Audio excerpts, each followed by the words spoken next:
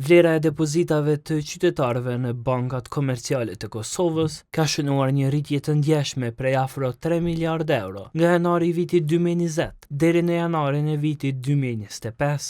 Sipas të dhënave të sistemit financiar që publikohen çdo muaj nga Banka Qendrore e Kosovës, depozitat që 5 vjet më parë kapnin vlerën prej 3.9 miliardë eurosh, tani kanë arritur në 6.8 miliardë euro. Profesori i ekonomisë Emanuel Bajra thotë se një ndër arsyet kryesore të kësaj rritjeje është mungesa e alternativave të tjera për investim në Kosovë. Depozituesi kosovar nuk ka në fakt alternativa tjera. Pse se nuk ka alternativa? Nuk kemi ta zëmë një bursë të Kosovës ku disa investitorë ose disa depozitues dojnë ta diversifikojnë ose rrisin riskin e tyre të investojnë në stoqe ose në bursa, ose ka një komunitet i vogël që investon nëpërmjet bankave, nëpërmjet shfrytëzimit të infrastrukturës bankare në stoqet, në tregjet jashtë vendit, por ajo është komunitet shumë i vogël. Sipas tij, një treg më i zhvilluar aksionesh dhe investimesh do të mundësonte përfitime më të mëdha për qytetarët. Në vend se ti për shembull ti depozitosh 5.000 euro në bankë, ti do të bësh aksionar i një kompanie, investon 5.000 euro, në pas 2-3 vjetëve ti merr ndoshta 10.000.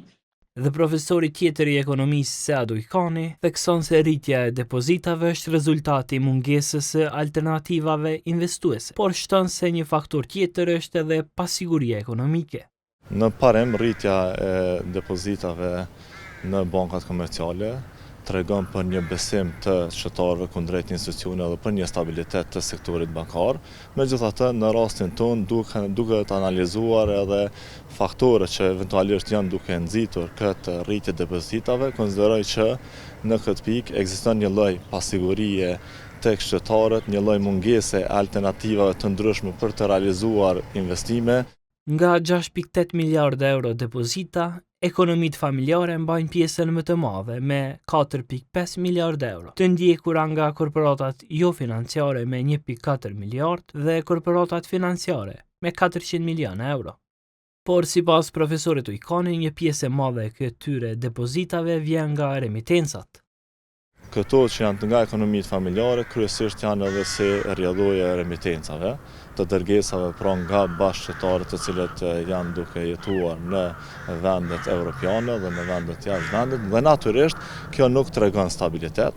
Kjo në fakt është një situatë që çdo efekt negativ që mund të ndodhë prej vendit nga dërguar këto mjetet, mund të ketë efekt edhe tek ne dhe mund të jenë shumë lehtë të cenueshme, përderisa nuk janë duke u shfrytzuar në mënyrë produktive. Në BQK thonë se normat e interesit në depozita dhe kredi janë në përputhje me trendet e rajonit, me një diferencë prej 3.15% midis kredive dhe depozitave.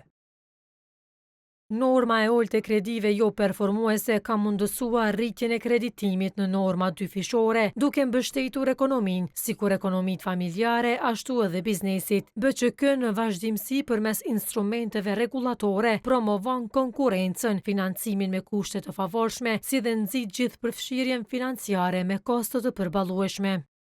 Ekspertët theksojnë se për të shmangur varësinë e tepruar nga depozitat bankare dhe për të rritur zhvillimin ekonomik, Kosova duhet të krijojë mekanizma që stimulojnë investimet e qytetarëve në fusha më produktive.